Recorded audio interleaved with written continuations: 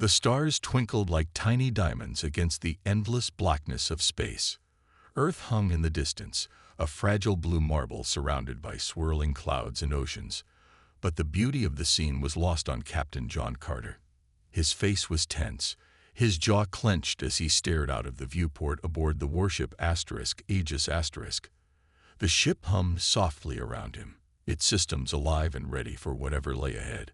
Humanity's survival depended on this mission, and failure wasn't an option. John turned away from the window and walked toward the command center.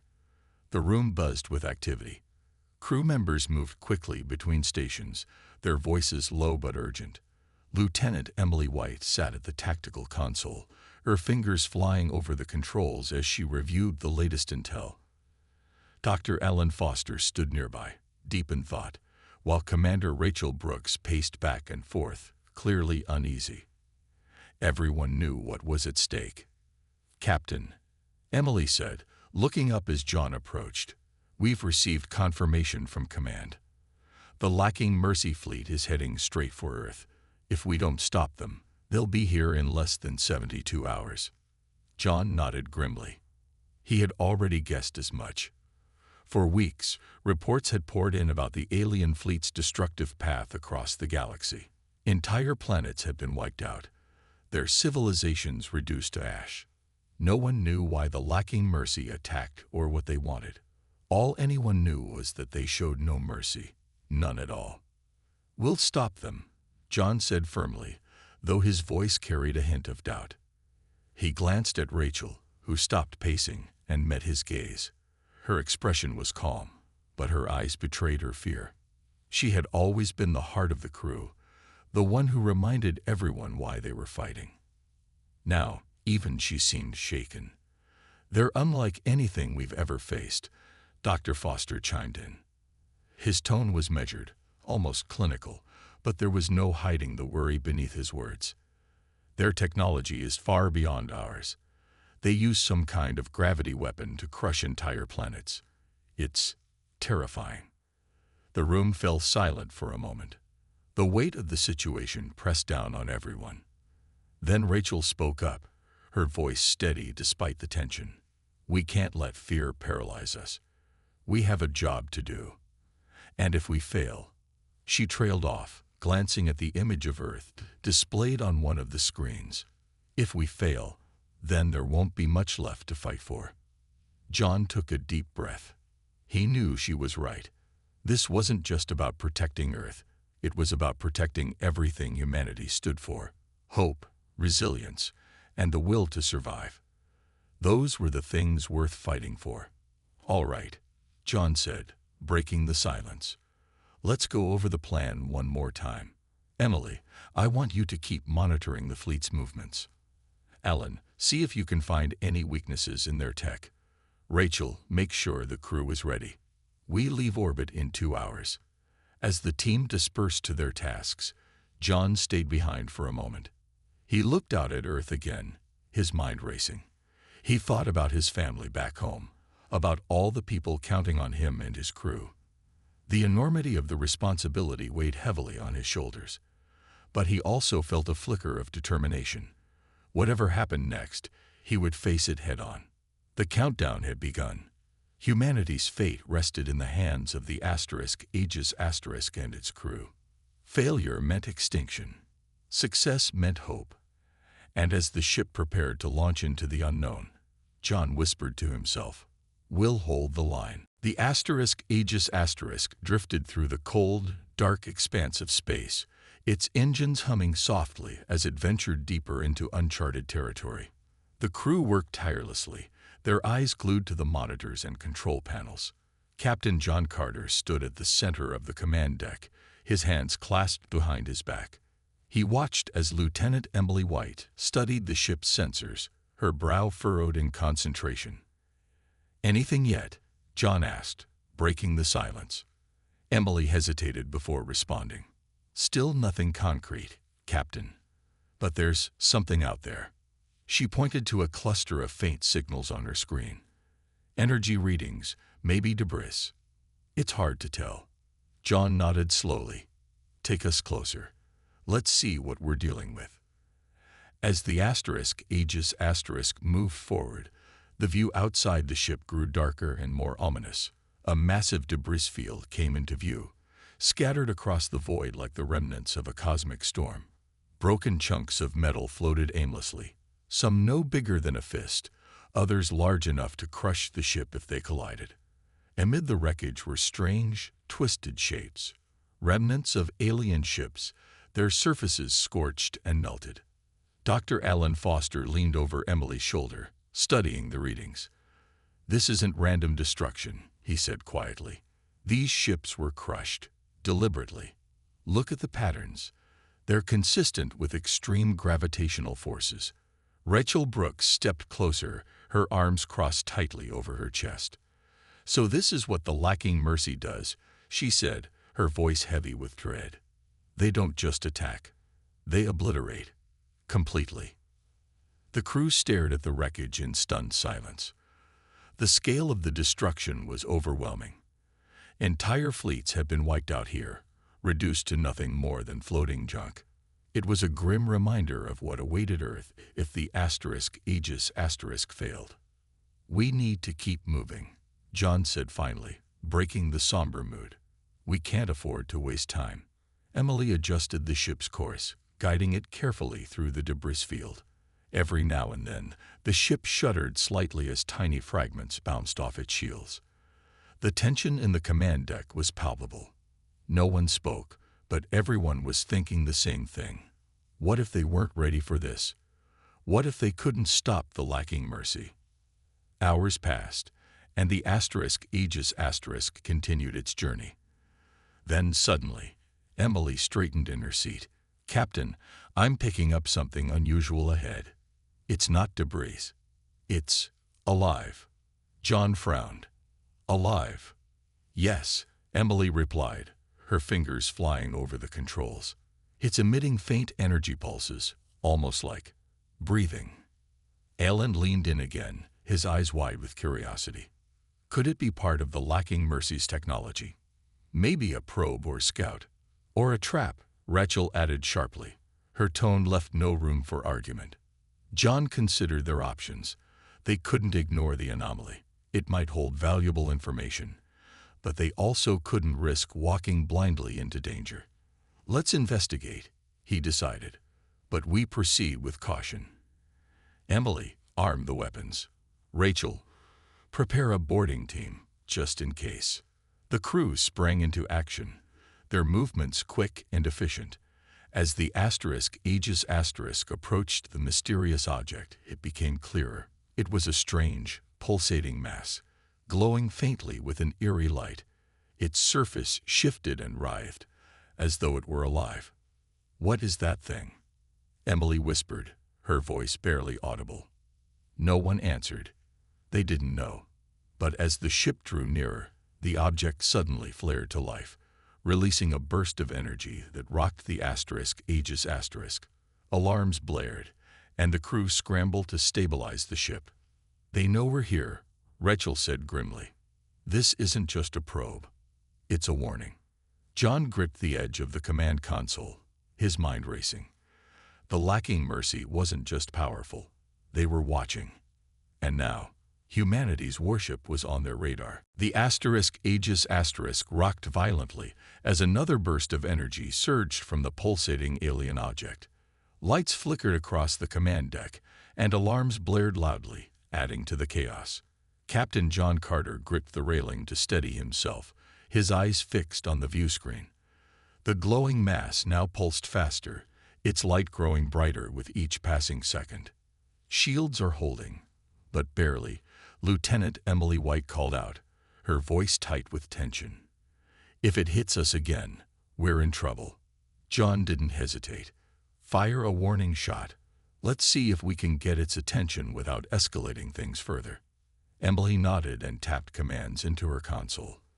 A single bolt of energy shot out from the Aegis, striking the edge of the alien object. For a moment, nothing happened.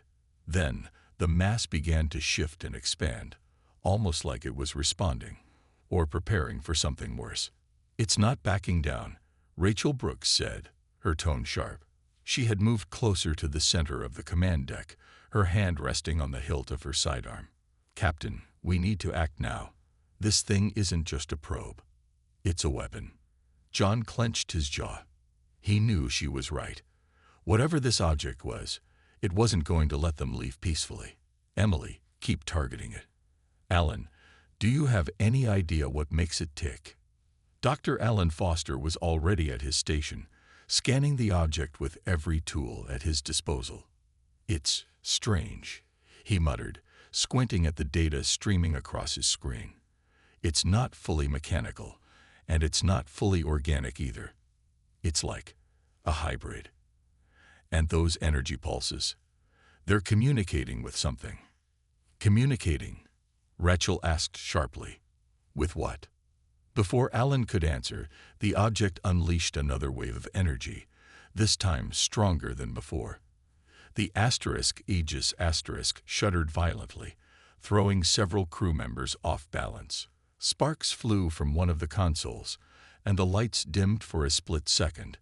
"We can't take much more of this," Emily shouted, her fingers flying over her controls. "Our shields are down to 40%. John made a quick decision. "We're not winning this fight head-on. Emily, lock onto that thing and fire everything we've got. Rachel, prepare the escape pods. If this goes south, I want everyone ready to evacuate." Rachel hesitated, her eyes meeting John's. "You're talking about abandoning ship." "If it comes to that, yes," John replied firmly. "But we're not there yet. Not by a long shot." Emily launched a barrage of missiles and energy blasts at the object, lighting up the darkness of space with explosions. The alien mass writhed and twisted, its glow intensifying until it was almost blinding. Just when it seemed like the Aegis might gain the upper hand, the object split apart, revealing a swarm of smaller insect-like drones. "They're deploying fighters," Emily yelled, panic creeping into her voice. "Dozens of them." The drones surged toward the Aegis, their movements erratic but purposeful. Laser fire erupted from their tiny forms, peppering the warship's hull and weakening its defenses even further. "This is bad," Alan said under his breath, staring at the swarm on his screen. "Really bad." John barked orders, trying to stay calm despite the mounting pressure. "Rachel, take a team and secure the lower decks. We may need to seal them off if those things breach the hull. Emily, focus all remaining power on the weapons. We fight until we can't anymore." As the battle raged on, Rachel grabbed 2 other crew members and hurried toward the lower levels. The ship groaned under the strain of the attack, metal screeching as parts of the hull began to buckle. Explosions echoed through the corridors, shaking the floor beneath their feet. Back on the command deck, John watched helplessly as the drones overwhelmed the Aegis. But then, something unexpected happened.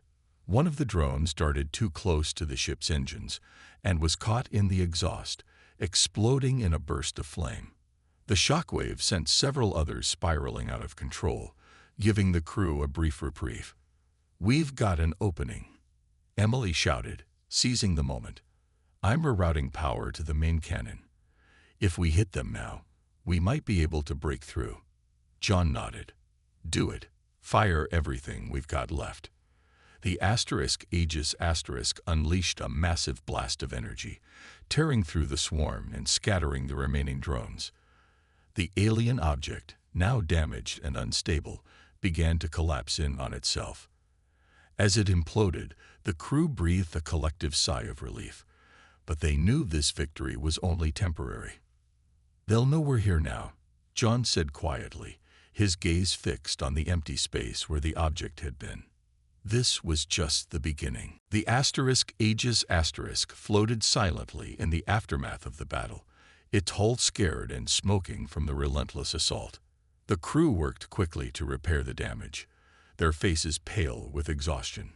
Captain John Carter stood on the command deck, his eyes scanning the monitors for any sign of further threats. For now, the immediate danger had passed, but the tension in the air was thick enough to cut with a knife. "Damage report," John said, his voice steady despite the chaos around him. Lieutenant Emily White glanced up from her console. "Shields are down to 10%, Captain. Hull integrity is compromised in several sections, but the repairs are underway. We've lost 2 of the lower decks to fire, but the crew managed to contain it before it spread." John nodded grimly. "Casualties?" Emily hesitated before answering. 12 injured, 3 didn't make it." The weight of those words hung heavily over the room. John closed his eyes for a brief moment, then turned to Dr. Alan Foster. "What about that thing? Did we get anything useful before it blew itself apart?" Alan was already at his station, sifting through fragments of data recovered during the fight. His face lit up as he found something. "Yes, actually. It's not much, but it's something." The drones were transmitting signals, coordinates, maybe even commands. I think they were communicating with the main fleet. Rachel Brooks stepped closer, her arms crossed tightly over her chest. "You're saying they know where we are now?" "It's possible," Alan replied, his tone cautious. "If these signals reach the lacking Mercy, they'll know we're out here, and they'll come for us." John clenched his fists. He had expected as much, but hearing it confirmed made it feel real and terrifying. "How long until they get here?" Alan shook his head. "Hard to say. Their speed is beyond anything we've seen before. Hours, maybe days, but they're coming." Rachel let out a slow breath. "Then we need to use this time wisely.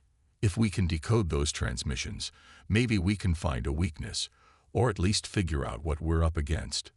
John agreed. "Get to work on it, Alan.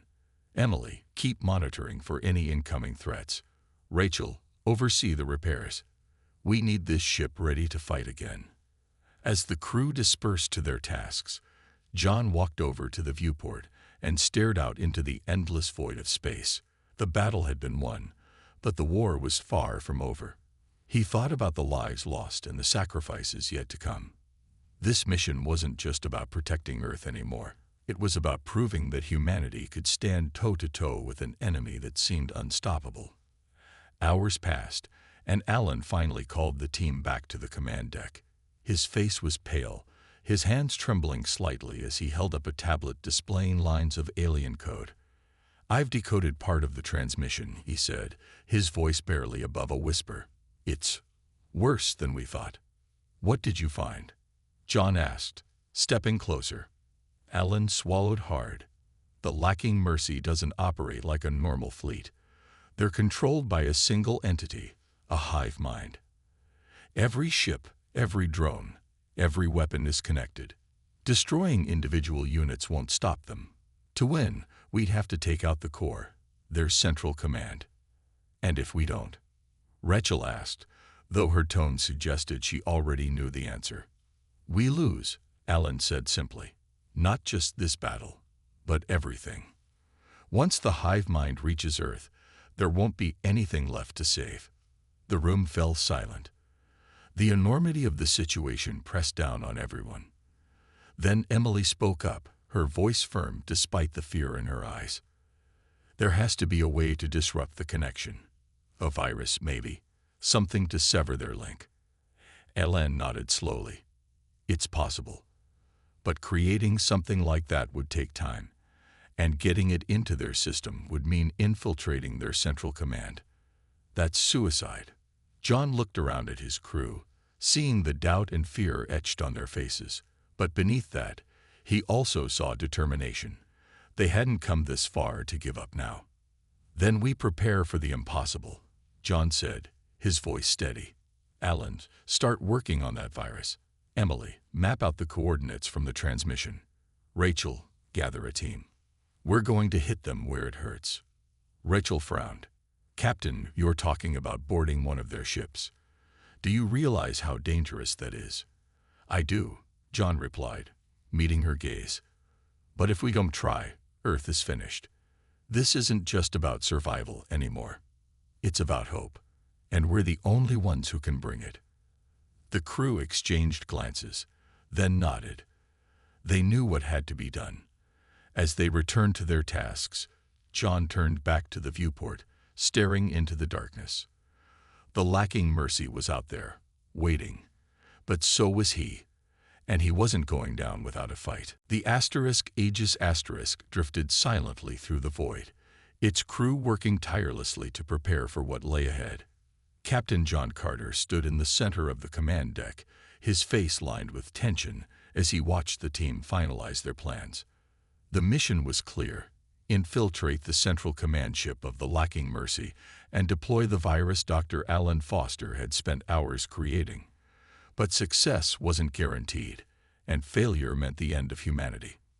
"We've got the coordinates locked in," Lieutenant Emily White said, her voice steady despite the weight of the situation. "The central command ship is at the heart of their fleet, heavily guarded, but if we time this right, we can slip through." John nodded. "Good. And the virus?" Alan stepped forward, holding up a small device no bigger than a palm. "It's ready. Once it's inside their system, it'll spread through their hive mind like wildfire. But getting it there—" He trailed off, shaking his head. "That part's all on you." Rachel Brooks stepped closer, her expression grim. "Captain, I'm volunteering for the boarding mission." John frowned. "Rachel, no. This is too dangerous." "That's exactly why I should go," she replied firmly. "I've been training for high-risk ops my entire career. If anyone can get that virus into their system, it's me. Besides, someone has to stay behind to lead the Aegis. That's you." John opened his mouth to argue, but Rachel cut him off. "This isn't just about me or you. It's about Earth, about everyone counting on us. Let me do this." The room fell silent as the crew waited for John's response. Finally, he let out a slow breath and nodded. "All right, but you're not going alone. I'll send 2 of our best with you. Emily, pick the team." Emily hesitated before speaking. "Lieutenant Daniel Hayes and Corporal Maria Vega. They're fast, reliable, and they won't panic under pressure." "Done," John said, turning back to Rachel. "You have your team. Make sure you come back." Rachel gave him a faint smile. "I'll do my best." Hours later, the Aegis approached the edge of the lacking Mercy fleet. The alien ships loomed in the distance, their surfaces pulsating with an eerie glow. Rachel and her team prepared in the hangar bay, suiting up in sleek black combat gear equipped with stealth technology. The air was thick with tension as John joined them for a final briefing. "This is it," John said, his voice low but firm. "Once you're aboard, you'll have 10 minutes to deploy the virus. After that, we'll create a diversion to draw their attention away from you. Use that time wisely." Rachel nodded, adjusting the strap of her rifle. "Understood. 10 minutes." John handed her the small device containing the virus. "Don't let this fall into their hands. If they catch you—" "I know," Rachel interrupted, meeting his gaze. "I won't fail." The boarding party climbed into a small shuttle, which detached from the Aegis moments later. As they sped toward the central command ship, the rest of the crew held their breath, watching the monitors closely. The shuttle slipped past the outer defenses undetected, thanks to Emily's careful navigation. Inside the alien vessel, Rachel and her team moved swiftly through dimly lit corridors, their footsteps muffled by the soft hum of the ship. Strange, organic walls pulsed around them, as though the ship itself were alive. Every shadow seemed to shift unnaturally, keeping them on edge. "We're close," Rachel whispered, checking the map on her wrist console. 2 more turns. Suddenly, a low growl echoed down the hallway. The team froze, weapons raised. From around the corner emerged a group of biomechanical creatures, part machine, part living tissue. Their glowing eyes locked onto the intruders. "Move," Rachel shouted, opening fire. The creatures lunged forward, forcing the team to retreat deeper into the ship. Bullets ricocheted off their armored bodies, but the humans kept moving, determined to reach their objective. Finally, they arrived at the core chamber, a massive room filled with pulsating nodes connected by streams of light. Rachel pulled out the virus device and inserted it into the nearest node. A countdown appeared on its screen. 10, 9, 8. Outside, the Aegis launched its diversionary attack, drawing the fleet's attention. Explosions lit up the darkness as John prayed silently for Rachel's success. Inside the alien ship, Rachel and her team fought desperately to hold their ground. The countdown ticked lower. 5, 4, 3. Then, with a final burst of energy, the virus activated, spreading through the hive mind. The alien ship shuddered violently, its lights flickering. Rachel grabbed the device and signaled her team to retreat. As they raced back to the shuttle, Rachel transmitted one last message to the Aegis. Virus deployed. Get us out of here. Back on the warship, John ordered an immediate withdrawal. The lacking Mercy fleet began to falter, their hive mind collapsing. For the first time, hope flickered in the hearts of the crew.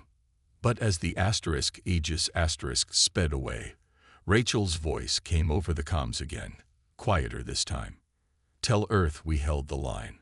Her shuttle exploded seconds later, lost in the chaos. The Aegis hurtled through space, its engines roaring as it fled the collapsing lacking Mercy fleet. The crew sat in stunned silence, their faces pale and their eyes hollow. Rachel's final message replayed in their minds over and over. Tell Earth we held the line. Her sacrifice weighed heavily on everyone, but there was no time to mourn. Not yet. Captain John Carter stood at the center of the command deck, his hands gripping the railing tightly. His knuckles were white, and his jaw clenched as he stared at the monitors. The alien fleet was falling apart, their ships drifting aimlessly or exploding in bursts of light. The virus had worked, but at a terrible cost. Report, John said, his voice hoarse. Lieutenant Emily White looked up from her console, her expression grim. Their network is collapsing. Most of their ships are disabled, but some are still active.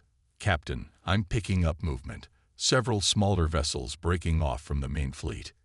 John frowned. Are they retreating? Emily hesitated before answering. It's hard to say. They might be regrouping or heading somewhere else. Dr. Alan Foster stepped forward, his face pale. If even one of those ships survives, they could rebuild. Their hive mind may be gone, but their technology isn't. We can't let them escape. John nodded slowly. Then we stop them. Emily, plot an intercept course. Target their engines. Disable them if you can, but don't take unnecessary risks.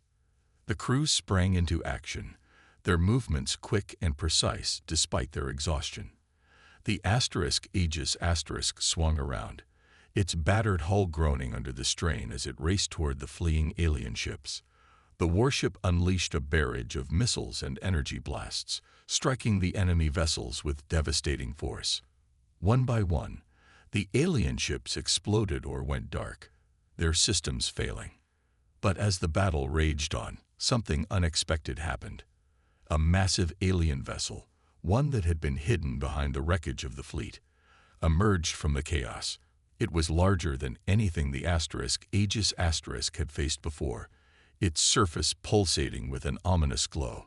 That thing wasn't part of the fleet, Alan muttered, staring at the screen in disbelief. It's different. It's their backup plan, John said grimly. They knew we'd come for them, and now they're making their last stand. The massive ship unleashed a wave of energy, rocking the Aegis violently. Alarms blared as the crew scrambled to stabilize the ship. Sparks flew from damaged consoles, and the lights flickered dangerously. We can't take much more of this, Emily shouted, her fingers flying over the controls. Our weapons aren't strong enough to penetrate its shields. John clenched his fists, his mind racing. They couldn't retreat, not now. Earth was counting on them. Then an idea struck him. Alan, what about the virus? Can we modify it to target that ship directly? Alan hesitated, then nodded. Maybe, but it'll take time, and we'll need to get close enough to deploy it manually. John turned to the crew. Emily, keep us alive. Everyone else, prepare for another boarding mission. If Rachel gave her life to stop these things, we owe it to her to finish the job. The crew nodded, determination replacing their fear. Minutes later, a small team led by Lieutenant Daniel Hayes boarded a shuttle and launched toward the massive alien ship. As they approached, the Aegis fired everything it had left, creating a diversion to draw the enemy's fire. Inside the alien vessel, Daniel and his team fought their way through waves of biomechanical creatures, their weapons blazing. The air was thick with smoke and the acrid smell of burning metal. Finally, they'd reached the core chamber, a cavernous room filled with glowing nodes and streams of energy. Daniel pulled out the modified virus device and inserted it into the central node. A countdown appeared on the screen. 10, 9, 8. Outside, the Aegis took heavy damage, its shields nearly depleted. John gritted his teeth, willing the shuttle to return in time. Explosions rocked the alien ship as the virus spread through its systems. 5 seconds. Emily called out, her voice tense. The shuttle burst free just as the alien ship erupted in a blinding flash of light. The shockwave sent the Aegis spinning, but the crew managed to regain control. As the dust settled, John let out a shaky breath. The lacking Mercy fleet was gone. For good. But the victory felt hollow. Too many lives had been lost. We did it, Ellen whispered, breaking the silence. We stopped them. John nodded, his eyes fixed on the stars ahead. Yeah, but at what cost? He turned to the crew, his voice steady despite the pain in his heart. Let's go home. Earth needs to hear what happened here, and why we won't ever give up. The Aegis limped through space, its battered hull groaning with every movement. The ship's engines sputtered and coughed, struggling to keep the vessel on course. Inside, the crew moved like ghosts, their faces pale and their eyes heavy with exhaustion. They had won the battle against the lacking Mercy, but the victory felt more like survival than triumph. The weight of their losses hung over them, a silent reminder of the price they had paid. Captain John Carter stood at the viewport, staring at Earth as it grew larger in the distance. The blue-green orb was breathtakingly beautiful, a stark contrast to the horrors they had faced in the cold void of space. For the first time in days, John allowed himself a moment of quiet reflection. He thought about Rachel and the others who hadn't made it back. Their sacrifices had saved humanity. But at what cost? Captain, Lieutenant Emily White said softly, breaking the silence. We're approaching Earth's orbit. John nodded without turning around. Prepare for docking, and send a message to command. Let them know we're coming in. Emily hesitated, then added, What should I tell them about? Everything. John turned to face her, his expression unreadable. Tell them the truth. Tell them we stopped the lacking Mercy, but that it wasn't easy. And tell them we need to be ready. If there are more out there like them, we can't afford to let our guard down. Emily nodded and returned to her station, leaving John alone with his thoughts. He glanced at the locket Rachel had given him before the mission. It still hung around his neck, the photo of his family inside a small reminder of why he had fought so hard. He clenched it tightly in his fist, drawing strength from the memory of her courage. As the Aegis entered Earth's atmosphere, the crew gathered on the command deck. No one spoke, but the tension in the room was palpable. They were home, but nothing would ever be the same. The battle had changed them all, leaving scars that would never fully heal.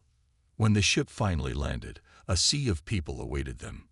Reporters, soldiers, and civilians alike crowded around the landing pad, their faces filled with hope and gratitude. John stepped off the ship first, followed by the rest of the crew.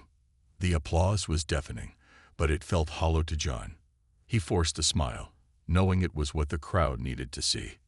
Later that evening, John stood before the United Earth Council, recounting the events of the mission. His voice was steady, but his words carried the weight of everything they had endured. We stopped them, he said, looking each council member in the eye. But this isn't the end. The universe is vast, and we're not alone. If we want to survive, we need to be stronger, smarter, and more united than ever before. The council members nodded solemnly, their expressions grim. They knew John was right. Humanity had been given a second chance, but it wouldn't last unless they were prepared to fight for it. After the meeting, John walked outside and stared up at the night sky. The stars twinkled innocently, hiding the dangers that lurked beyond. He thought about Rachel and the others who had given their lives to protect Earth. Their bravery had bought humanity time, but it was up to the living to make sure that time wasn't wasted. "We'll hold the line," John whispered to himself, repeating the words Rachel had spoken before her final mission. No matter what comes next. Behind him, the lights of Earth burned brightly, a symbol of hope and resilience. Humanity had faced its greatest threat and survived. But John knew the real battle was just beginning. The galaxy was vast and full of unknown dangers, and while fear might linger, so too would the determination to keep moving forward. As he turned to leave, John allowed himself a small smile. The war had changed them all, but it had also shown them what they were capable of.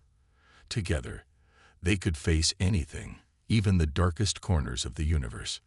And with that thought, Captain John Carter walked away, ready to face whatever tomorrow might bring.